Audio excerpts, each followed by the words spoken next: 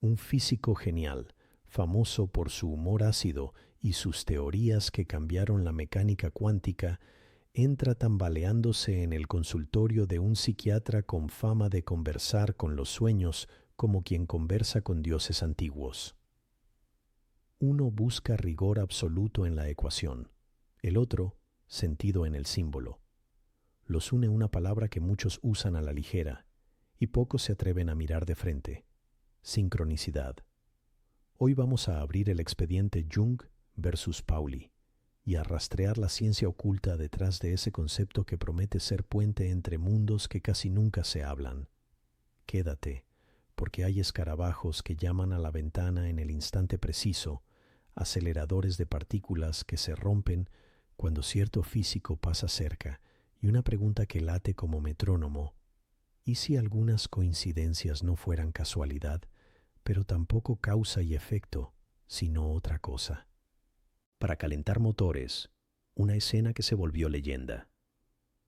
Jung atiende a una paciente brillante, perfecta defensora de lo racional. Sueña con un escarabajo dorado. Minutos después, mientras lo cuenta, algo golpea la ventana del consultorio. Un coleóptero verde dorado, no el exacto escarabajo sagrado del Egipto mítico, pero lo bastante parecido para que a ambos se les erice la piel. Jung abre, lo toma, lo muestra, y la coraza de escepticismo de la paciente se fisura. ¿Una casualidad? Sin duda. ¿Una casualidad significativa que cambia un destino? También. Ese tipo de episodios le dieron forma a la intuición junguiana. Existen coincidencias cargadas de sentido, que no obedecen a una cadena tradicional de causas, pero conectan un estado interior con un suceso exterior como si se hubieran citado en secreto. Saltemos de esa consulta a un laboratorio mental lleno de humo de pipa y pizarras. Allí camina Wolfgang Pauli, el niño prodigio que se convertiría en uno de los arquitectos de la física moderna. Su nombre vive en el principio de exclusión que ordena la materia, ese que dice, en lenguaje llano, que dos electrones no pueden ocupar el mismo estado cuántico. Su pensamiento era tan fino que otros gigantes lo consultaban como quien consulta a un oráculo técnico. Y sin embargo, su vida personal se desmorona. Duelo, insomnio, una tormenta emocional que ningún cálculo apaga. Alguien le sugiere visitar a Jung. Pauli acepta a regañadientes. Lo que sigue es la parte del guión que nadie se esperaba. El físico se convierte en el soñador más prolífico que Jung haya analizado. Sueños con relojes cósmicos, mandalas, figuras femeninas cegadoras, escaleras que suben y bajan como en un cuadro imposible. Pauli aporta material onírico. Jung aporta interpretación simbólica. Juntos exploran un territorio que ninguno de los dos podía pisar solo. Ahora bien, ¿qué es exactamente la sincronicidad para Jung? No es magia barata ni telepatía de feria. Es la hipótesis de que hay eventos que se conectan por el sentido, no por la causa. Tú piensas obsesivamente en un viejo amigo con quien rompiste puentes. A la hora recibes una carta suya. Tú investigas un mito sobre 4 direcciones y una rueda del tiempo. A la noche sueñas con un reloj de 2 esferas entrelazadas. Tú te atascas en un problema creativo. A la mañana aparece una frase en un libro cualquiera que parece escrita para ti. ¿Quieres una metáfora pop? Imagina esas series donde líneas temporales se entrecruzan y, cuando 2 personajes hacen clic, el montaje te muestra que estaban bailando la misma música sin saberlo. Para Jung, esa música es el arquetipo, patrones de significado que habitan la psique colectiva y, en ciertas coyunturas, sincronizan adentro y afuera. ¿Y qué pinta Pauli aquí, además de sus sueños? Pinta, y mucho, porque Pauli venía de una revolución científica que había dinamitado certezas clásicas. La mecánica cuántica había mostrado que, en escalas diminutas, El mundo no se comporta como una fila de fichas empujándose de manera limpia. Probabilidad, indeterminación, dualidades, colapsos de función de onda, palabras que sonaban a poesía peligrosa para quien había crecido con relojes newtonianos. Pauli conocía la tentación fatal, usar cuántico para justificar cualquier misterio. No quiso eso. Al contrario, empujó a Jung a afinar sus conceptos. Le dijo, en esencia, si quieres que la sincronicidad exija respeto, no la mezcles con causas escondidas, ni la disfraces de física. Trátala como un principio distinto, un hermano de la causalidad, no su fantasma. Jung respondió con una fórmula sobria. La sincronicidad es un principio acausal de conexión, una manera en que la realidad se coordina sin intercambiar empujones. Aquí es donde el episodio se vuelve un thriller intelectual. Jung sospechaba, apoyado en tradiciones alquímicas, que hay una unidad más profunda de psique y mundo, unus mundus, un fondo donde lo mental y lo material no están separados como dos reinos enemistados, sino como dos caras de una misma moneda que el intelecto común ve en momentos distintos. Pauli, que conocía bien el principio de complementariedad de Bohr, esa idea de que luz y partícula, onda y corpúsculo, no son mentiras, sino descripciones complementarias, se sintió intrigado. ¿Y si algo semejante pasara con la psique y la materia? No que una cause a la otra, sino que, bajo ciertas condiciones simbólicas, resuenen. De ese diálogo nacería un vocabulario compartido, arquetipo como patrón de orden que puede manifestarse en imágenes interiores o en formas exteriores, símbolo como ópera de esa resonancia, sincronicidad como aparición visible del puente. Pero atención, no confundas resonancia con licencia para creer cualquier cosa. Pauli fue feroz cuando hizo falta. Si una historia parecía demasiado pulida, preguntaba por los datos. Si una coincidencia tenía explicación causal, la elegía por economía. Si alguien invocaba el lenguaje cuántico para hablar de adivinación, cortaba en seco. Y Jung, lejos de ofenderse, agradecía el bisturí. Lo que querían ambos era un concepto capaz de sobrevivir fuera del entusiasmo. Raro, sí, pero inteligible. Extraordinario, sí, pero verificable en su propia lógica. Para eso, Jung añadió un criterio crucial. La sincronicidad exige significado reconocido por el sujeto implicado y una improbabilidad llamativa. Es decir, no cualquier «mira qué curioso» vale. Y sobre todo, requiere contexto vivo. La coincidencia irrumpe cuando el psiquismo está intensamente cargado. En la consulta del escarabajo, la paciente estaba al límite entre el control y el colapso. El golpe a la ventana fue una comedia del destino que le permitió soltar. Hasta aquí, el mapa. Pero prometí ciencia oculta, y la palabra oculta pide coraje para pensar lo difícil. ¿Puede hablarse de ciencia en algo que no es causal? Aquí conviene separar niveles. 1. El nivel estadístico. La vida es un generador infinito de coincidencias. Si conoces a 1000 personas, si consumes miles de contenidos, si tu mente hace miles de asociaciones, es esperable que algunas encajen como puzzles. Se llama ley de los grandes números en su versión informal. Y su hija descarriada es la apofenia. Ver patrón donde hay ruido. 2. El nivel fenomenológico. Hay coincidencias que no se sienten como ruido agradable, sino como llamadas con firma. Cambian decisiones, alivian compuertas, reorganizan el sentido. Ignorarlas por prejuicio es tan empobrecedor como creerlas todas por hambre de milagro. 3. El nivel teórico. ¿Existe un marco donde conexión a causal sea algo más que un oxímoron elegante? Jung y Pauli tantearon dos direcciones, la de los arquetipos como patrones de orden y la del unus mundus como trasfondo unitario.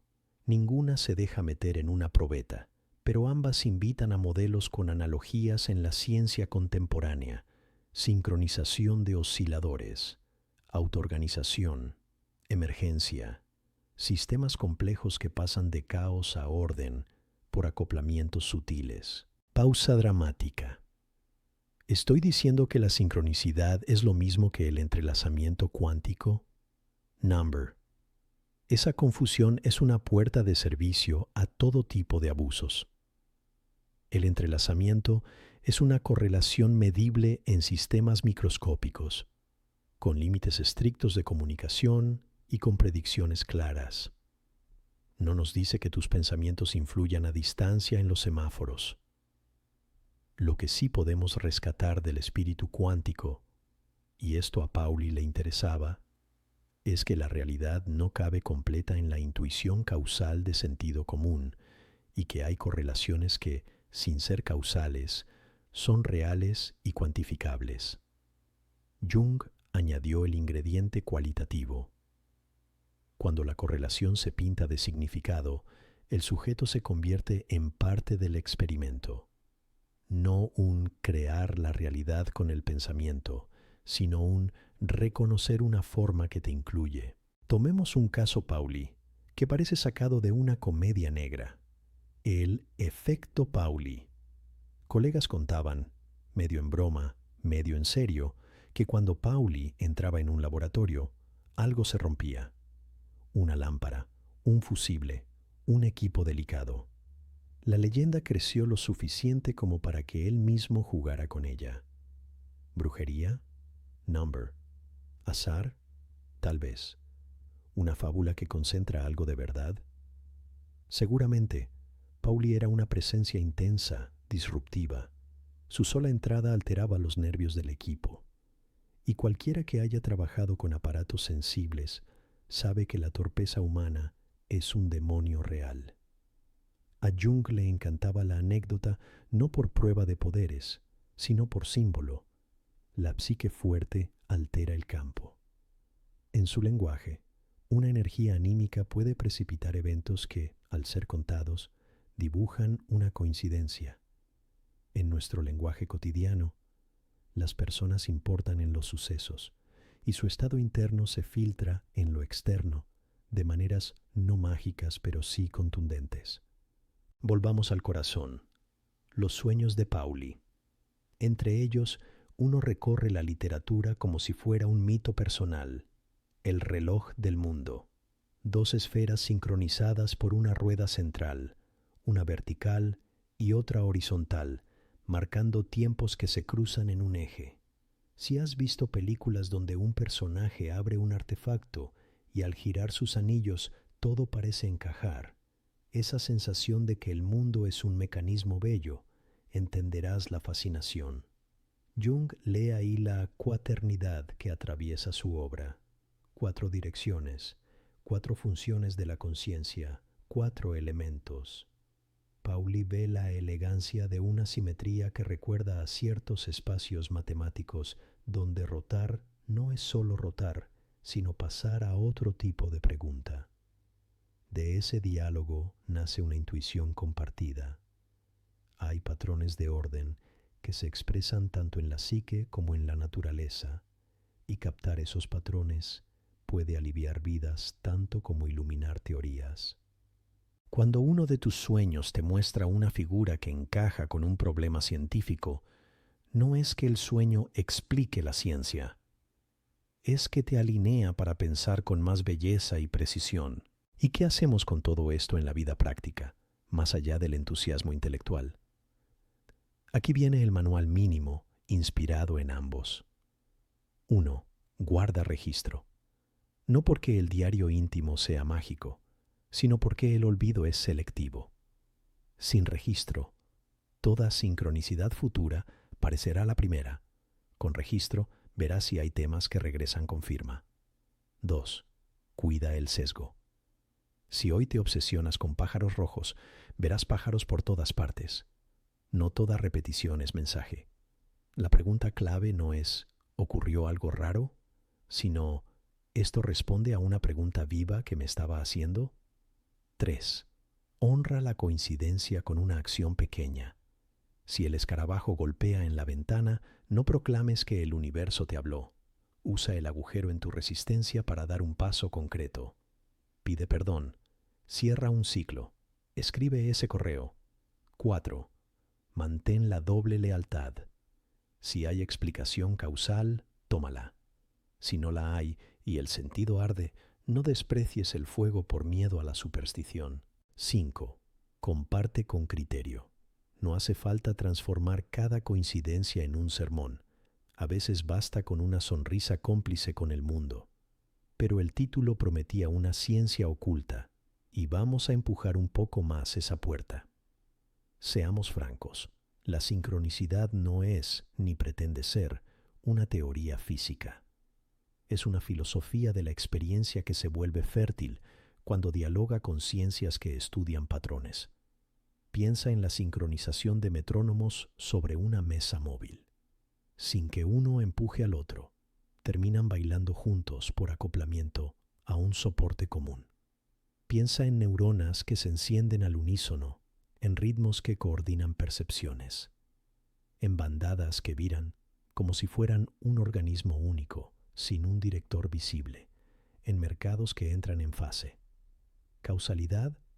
Sí, hay causas locales. ¿Algo más? Hay orden emergente. Jung diría, donde el orden emergente toca fibras de sentido íntimo, la experiencia humana percibe una sincronicidad. Pauli asentiría si el modelo no se vendiera como física, sino como puente conceptual. Los sistemas complejos generan coincidencias de patrón, y el animal simbólico que somos reconoce en ellas una llamada a reorganizarse. Otro ingrediente, la idea de isomorfismo entre niveles.